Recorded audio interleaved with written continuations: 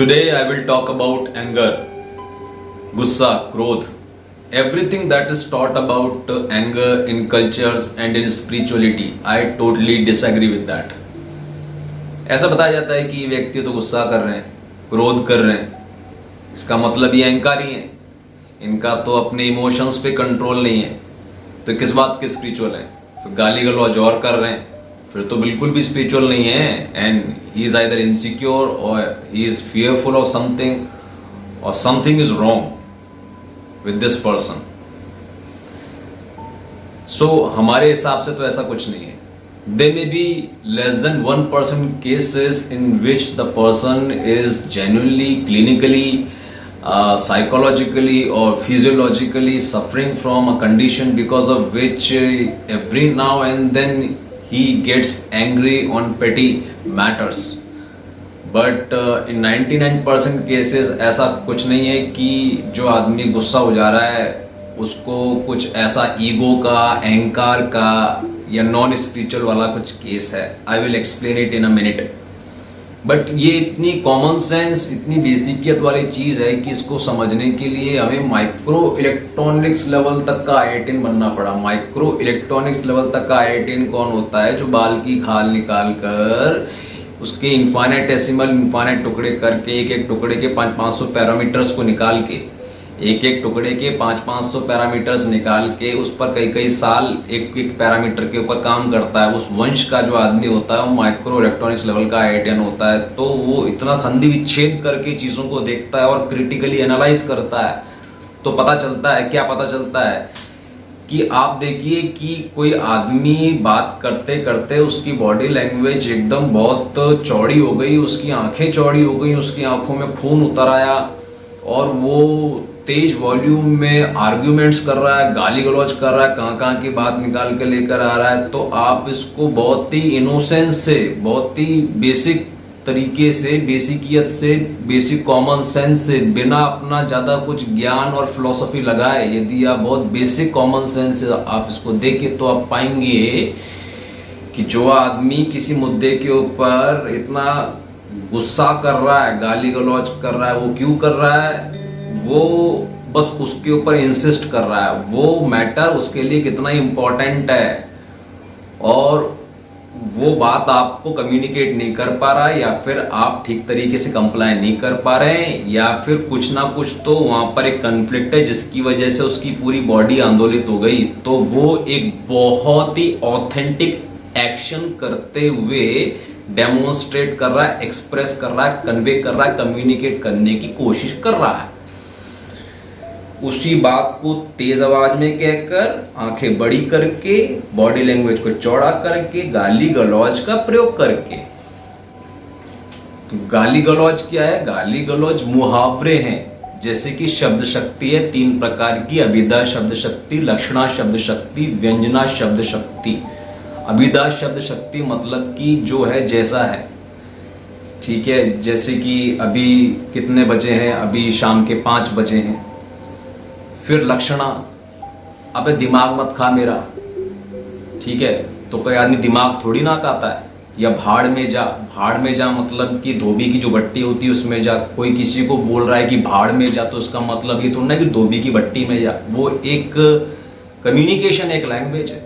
और व्यंजना शब्द शक्ति मतलब टाइम, अलग अलग टाइम पर उसका मीनिंग निकलता है. तो जैसे कि लक्षणा शब्द शक्ति है, लक्षण के आधार पर सर मुंडाते ही ओले पड़े.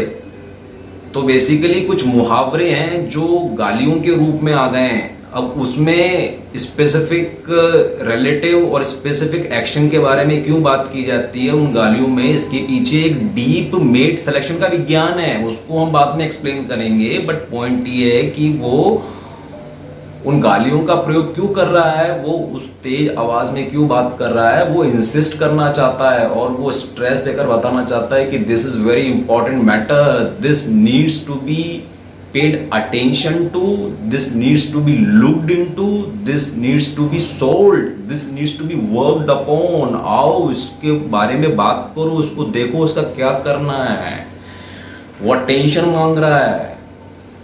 उसके पहले लिखकर वो अटेंशन मांगने की कोशिश कर रहा था या प्यार से मांगने की कोशिश कर रहा था, नहीं मिल रहा था। अब वो उसके ऊपर स्ट्रेस कर रहा है, चारों तरफ से अटेंशन बटोर रहा है। उसमें ऐसा कुछ नहीं है कि उसका कोई साइकोलॉजिकल प्रॉब्लम है या कुछ वो ये है स्ट्रेस में, या फिर वो अहंकारी है, या फिर वो स्पिरिचुअल नहीं है। What is this stupidity? This is height of भाई साहब लोएस्ट आईक्यू, प्लीज अंडरस्टैंड।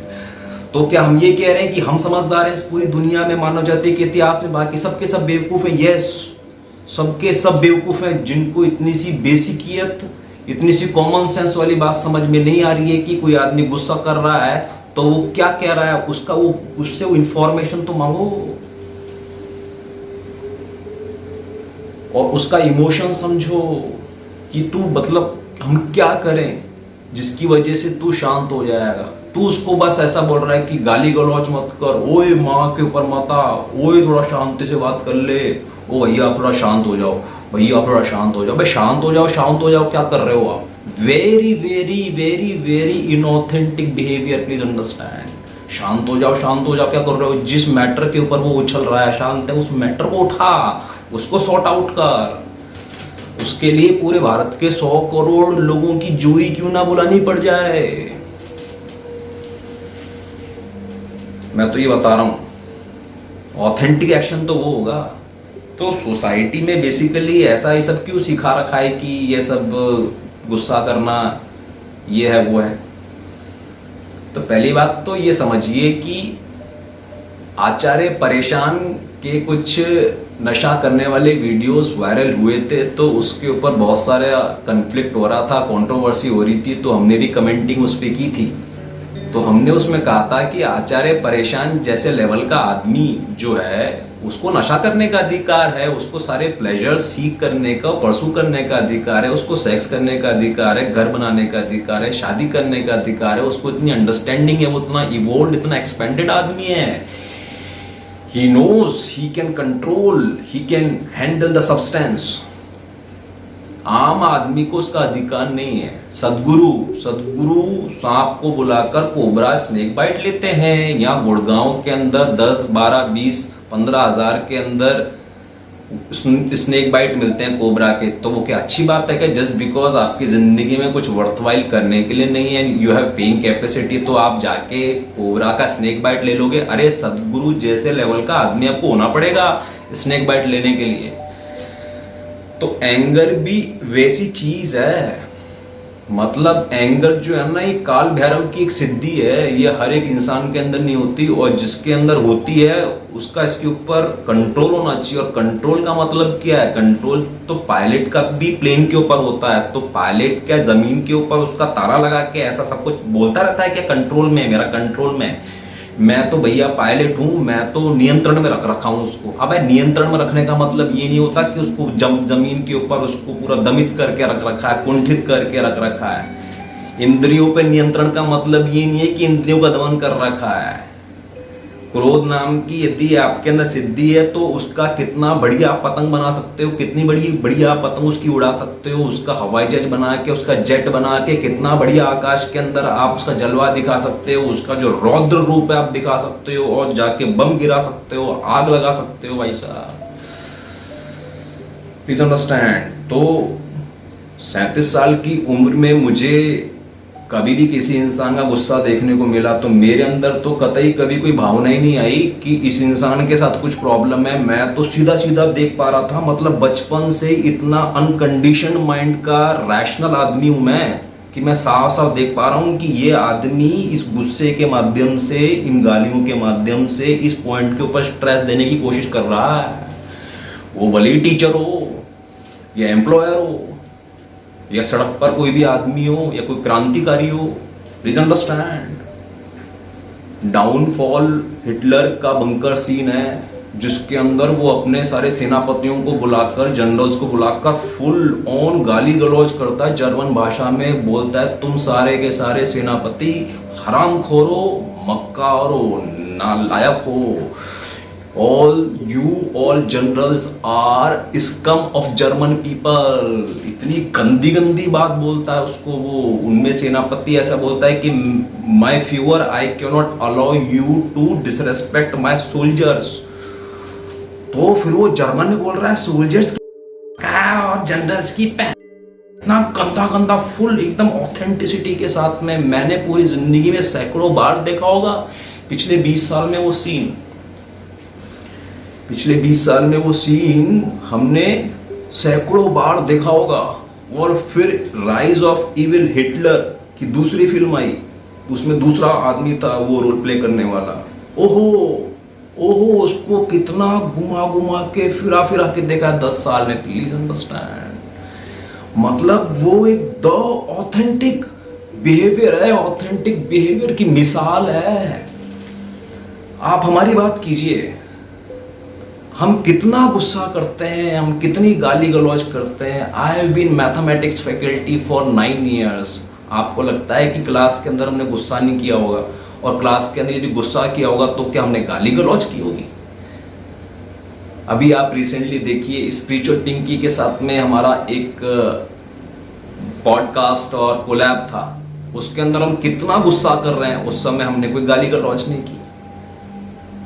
और अभी 4 घंटे का प्रेमजीत सिरोही के साथ में वहां पर हमारा लाइव था यूट्यूब पर, कॉन्स्टेंटली 4 घंटे का, उसमें हमने खूब गुस्सा किया, बिल्कुल गाली गलौज नहीं की। तो हम ये कहना चाह रहे हैं कि जब भी हम गुस्सा करते हैं तो हम इतने माइक्रो इलेक्ट्रॉनिक्स लेवल के आदमी हैं, हमारे सामने वो सिचुएशन आती है, उसके बाद प्रॉपर हमारा जो ब्रेन है हमको पूछता है कि इसके ऊपर रिएक्ट करना है कि नहीं करना है। रिएक्ट करना है तो गुस्सा करना है तो कौन से वॉल्यूम में करना है और कौन कौन सी गालियों का प्रयोग करना है। क्या सामने कोई ऐसी वुमेन है क्या जो सुपीरियरिटी की टीचिंग्स की तरीके से पूरी तरीके से अलाइंड है और वो ये गाली नंबर 1, गाली नंबर 2, गाली नंबर 3 ये तीनों झेल जाएंगी? क्या सामने कोई मदर तो नहीं है या मदरली फिगर तो नहीं है, या फिर मेरे अजमेर के मेरे रिलेटिव्स वाली मदर फिगर्स तो नहीं है जो गाली बन जो सी गाली होती है वो तक तो चल जाएगा, लेकिन इनके सामने और G2 और G3 वाली गाली है वो इनके सामने नहीं चलेंगी, और जो गाली है वो तो बिल्कुल नहीं चलेगी। तो इतना इतना डीप कैलकुलेशन और कैलिब्रेटेड रहते हैं।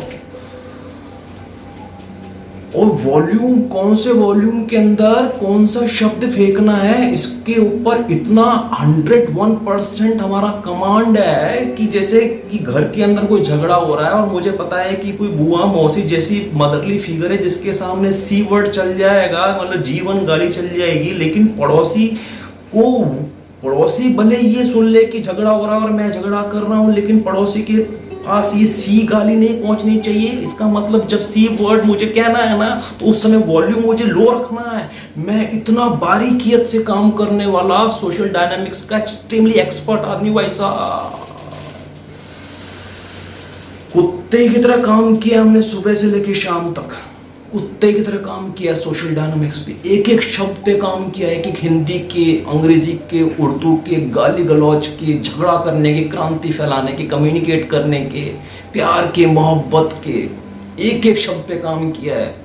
दिल्ली की सड़कों पर काम किया, मुंबई की सड़कों पर, पूना की सड़कों पर, सूरत की सड़कों पर, अजमेर की, जयपुर की, कलकत्ता की, भुवनेश्वर की, बेंगलुरु की, कन्याकुमारी की, चंडीगढ़ की, कसौली की, उत्तराखंड की, उत्तरकाशी की, हरिद्वार की, ऋषिकेश की, ग्वालियर की, इंदौर की, वाराणसी की, इलाहाबाद की, घुस घुस के एक एक मॉल में, रांची की मॉल में घुस के, एक एक रेलवे स्टेशन में घुस के, एयरपोर्ट में घुस के, कॉफी शॉप्स में घुस के, इतना सुबह शाम दिन रात हमने सोशल डायनामिक्स का अभ्यास किया ना भाई साहब, इतना किया है। मतलब कि जो हम डेमोन्स्ट्रेट करते हैं फील्ड में वो लोगों की कल्पना के परे होता है, और लोग यदि उसकी कल्पना करते हैं तो ऐसा सोचते हैं कि बहुत ही एंटी सोशल बिहेवियर है, तो इसका कुछ रेस्पॉन्स तो ऐसे होना चाहिए कि आदमी पिटेगा। तो आप हमारा बिहेवियर देखिए सोशल मीडिया पर कैसा है। अगर हम वास्तव में वैसे ही हैं, इसका मतलब तो अब तक तो पिट के हमारी जान निकल जानी चाहिए। आप समझ रहे हैं? मतलब इतना अल्टीमेट लेवल का कंट्रोल है कि सोशल मीडिया पर भी हमें कौन सी बात कहनी है, कितने लेवल पर वॉल्यूम रखना है, each and everything I am very very very very careful about, please understand. इतनी पकड़ है हमारी। और कितनी जगह डेमो दिए हमने, अभी जो स्टॉक हुआ था वहां पर एक क्रांतिकारी लेक्चर देकर आए। 3 चुनाव हमने लड़े हैं। चुनाव के दौरान आप समझिए कितना बारीकियत से, चुनाव के दौरान जिन लोगों को हमें बुलाना है अपने शहर में कैंपेनिंग करने के लिए, उनका जो व्हाट्सएप ग्रुप है उसके अंदर उनको जलील करने के लिए जो लोग नहीं आ रहे हैं, उसमें गाली गलौज की कोई कमी नहीं छोड़ी। लेकिन जैसे ही आदमी फील्ड पे आ गया वहां पर एकदम फुल सलंग सोशल नैरेटिव के साथ काम करने लग गया। एक IITian यही सीखता है, तो लोग सोचते हैं कि मैं इतना गाली गलौज करता हूँ ऐसे IITian होते हैं क्या? अरे IITian ऐसे ही होते हैं, लेकिन IITian आपके सामने आते नहीं है। मैं तो एहसान कर रहा हूँ सोसाइटी के सामने, जैसा हूँ वैसा होके, IIT की सच्चाई बता के। IITian क्या है कि जो छोटे लोग होते हैं ना, गुलाम लोग होते हैं ना, जो उस लेवल पर इनका IQ नहीं होता, उनसे IITian उलझता ही नहीं है। IITian अपनी अलग छोटी सी कम्युनिटी बना के रखता है, उसमें करियर के ग्राफ पे चढ़ता है और पैसा कमाता है, और दुनिया को ऐसा सोच के रखता है कि तुम्हारे हवाले वतन साथी हो। अभी रिसेंटली किशन है औरंगाबाद से, बिहार से, उनका स्टेटमेंट भी आ गया है कि मेरे को बस अपने आप से मतलब है, मुझे दुनिया में किसी से मतलब नहीं है। कोई भी किसी औरत का बलात्कार हो रहा हो, मर रही हो, जल रही हो, बांग्लादेश जल रहा हो, कहीं पर कुछ भी हो रहा है, मेरे को किसी से मतलब नहीं है, मेरे को बस अपनी लाइफ पे फोकस करना है, मुझे अपना पैसा कमाना। उसका स्टेटमेंट आ गया, तो वो तो आ गया ना, बट IITians का तो क्लियर ही होता है मोस्ट ऑफ द टाइम। तो मैं आपको ये बता रहा हूं कि ये इतनी बारीकियत है इसमें, तो ये कोई हलवा चीज नहीं है कि कोई भी इंसान गाली गलौज कर रहा है या गुस्सा कर रहा है तो सीधे उसके ऊपर आपने ऐसा बोल दिया कि ट्रॉमेटाइज्ड है, ये अहंकारी है, स्पिरिचुअल है, नॉन स्पिरिचुअल है। ना ना ना, very very very very limited way of looking at things, very very low IQ conclusion, very narrow minded perception, very localized consciousness, very stupid, very foolish. Please understand.